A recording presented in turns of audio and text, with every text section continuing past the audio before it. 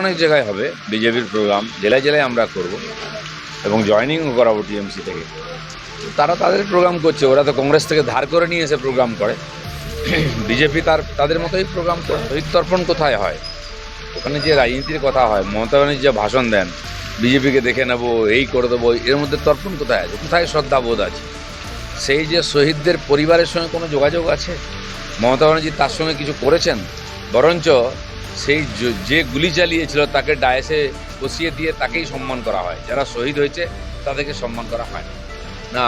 টিএমসির নেতা কারা হয়েছে, সে পঞ্চায়েত হোক, জেলা পরিষদ সমিতি বা কাউন্সিলর, এমএলএ পর্যন্ত হয় বম মারছে, না হয় বম খাচ্ছে। বুথ প্রেসিডেন্ট থেকে আরম্ভ মন্ডল প্রেসিডেন্ট, এরা হচ্ছে বমের ফ্যাক্টরি চালায়। শুধু এখানে নয়, এগরাতে আমরা দেখেছি, কারণ আমি এমপি ছিলাম, সেখানে যে বোমা বিস্ফোরণ হয়েছিল, সে টিএমসির নেতা, তার ফ্যাক্টরি চলছে ওখানে। 8 জন মহিলা মারা গেলেন, কি হলো? কয়েক হাজার টাকা দিয়ে দিল, পুলিশ সব জানে, পুলিশ হাপ্তা খাচ্ছে। আর এই ধরনের অপকর্ম চালিয়ে বেড়াচ্ছে। যারা সমাজ বিরোধী ছিল তারা এখন টিএমসির নেতা। তো টিএমসি একটা কৃতিত্ব আছে মমতা ব্যানার্জির, তিনি সমাজ বিরোধীদের নেতা বানাচ্ছেন আর নেতাদের সমাজ বিরোধী বানাচ্ছেন।